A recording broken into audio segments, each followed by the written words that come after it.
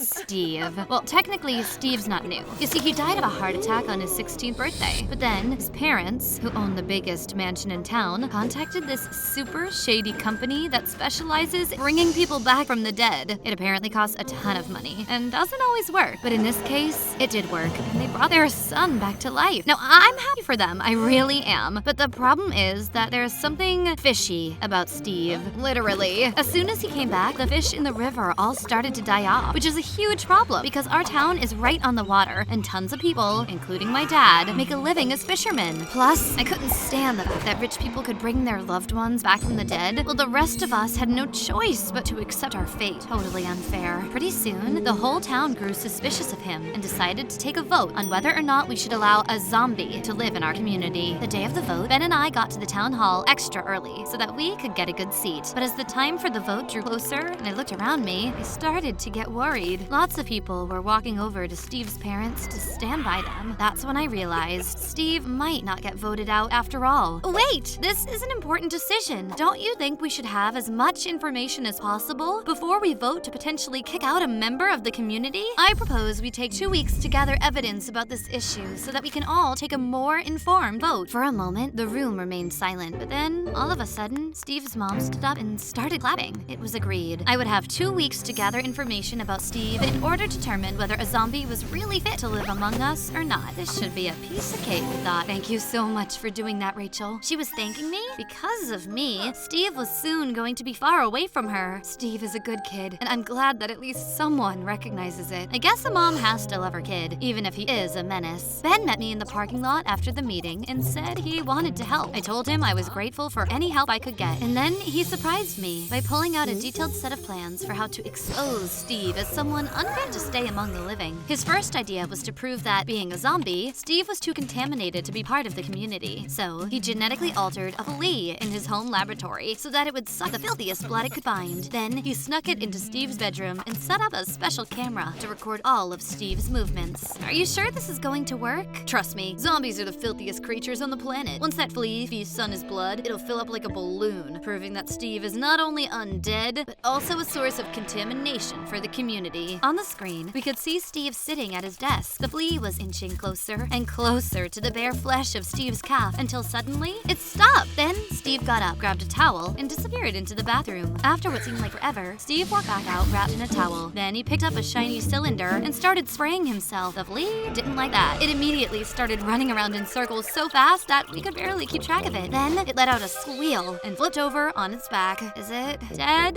That's when Steve did something unexpected. All of a sudden, he bent down, holding his finger out like E.T. He touched the dead flea. It immediately sprang back to life before scurrying out of the bedroom. He brought it back to life. No, the flea must not have been dead. But you said, I know what I said. Whatever. Hey, where are you going? I'm not wasting any more time with this. Let me know when you have a better idea. I found out later that Ben had stayed there watching Steve for 3 whole days and nights. I asked him how it went, but he just shook his head weakly. He looked terrible. But pretty soon, Ben had another idea. Since, according to him, zombies are terrible learners, all we'd have to do is put Steve on the spot and show the class what a bad student he was.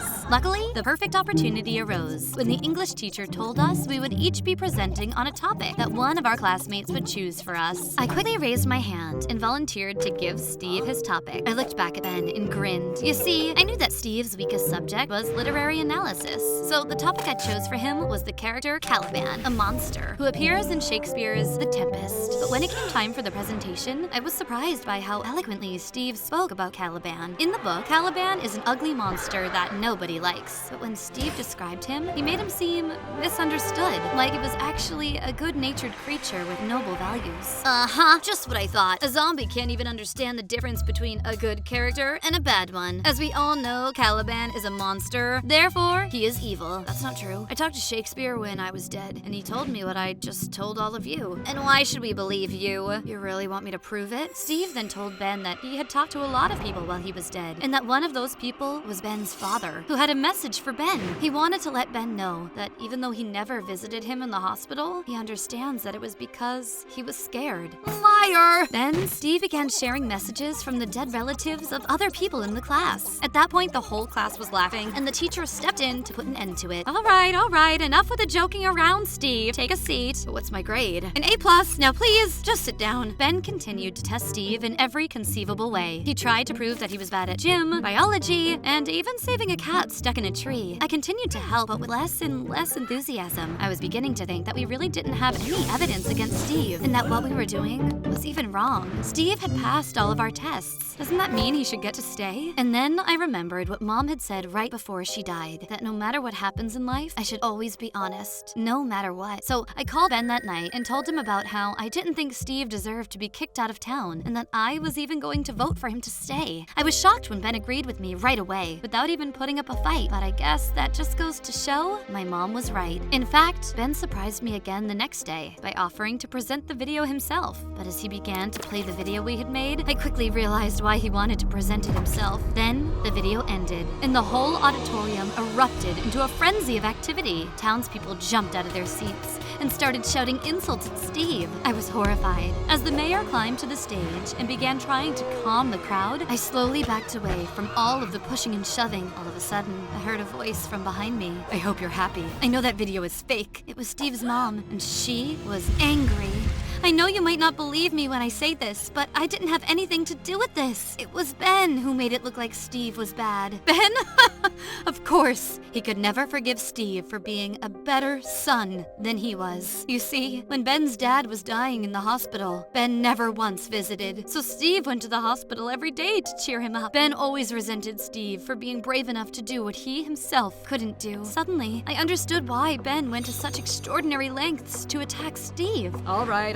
It's clear you all want Steve to be banished from town forever, so let's just take this vote as quickly as possible and get to it. All in favor of banishing Steve, say aye. Wait! That video you saw isn't real. I mean, the footage is real, but Ben edited it to make Steve seem bad. Steve never did any of those things. You're lying! Get off the stage! I tried to explain that they had been tricked, but you try talking to an angry mob. Pretty soon, they had taken the microphone out of my hands and lifted me up over their shoulders and started carrying me outside. They burst through the front doors and were about to throw me onto the street when we came face to face with none other than Steve himself, who by chance had just been passing by at the moment. "What's going on?" That's when the mayor stepped forward and explained to Steve that he had just been voted out of the town. So you all think you'd be better off if I had stayed dead? Yeah! Okay then, that's what I'll do. And with that, Steve rushed off toward the river. Steve! But the current was strong, and it swept him away. The crowd stayed there a moment longer, just staring at the river. Then one by one, they all headed back to town. It was getting dark, but I knew I had to save Steve if I could.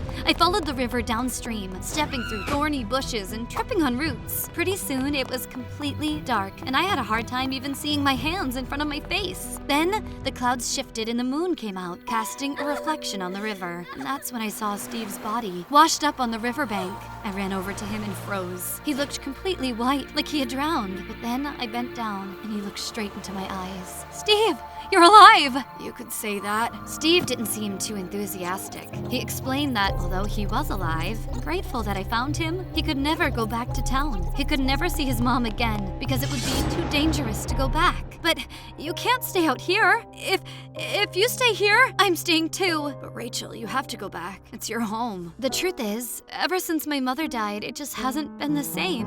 We could live out here or go live in a whole new town. You know, when I was on the other side, I talked to your mother. She told me that no matter how empty your house feels without her, she'll always be there with you, watching over you. After realizing that my place was back in town, I knew more than ever that I wanted Steve to be there too. And it wasn't easy, but I finally convinced Steve to come back. Strangely, no one was on the street when we arrived. In fact, the town seemed weirdly empty. Then I heard shouting coming from the direction of Town Hall. Everyone who votes in favor of banishing Ben, say aye. Steve, he's back! Apparently, when Steve jumped into the river, it brought all the fish back to life. Just like touching the flea and the bird had brought them back to life, touching the water was enough to spread life to all the floating dead fish. The townspeople all started apologizing at once and explained that now that they realized what Ben had done, they were going to kick him out. No. What do you mean, no? Don't you see this is crazy? We can't just kick out anyone we don't like. Ben, I know you hate me for spending time with your father, but I never took your place. In fact, your father told me that he was proud of you and that you were the best son he could have ever asked for. Then Ben started crying and they both hugged. Now,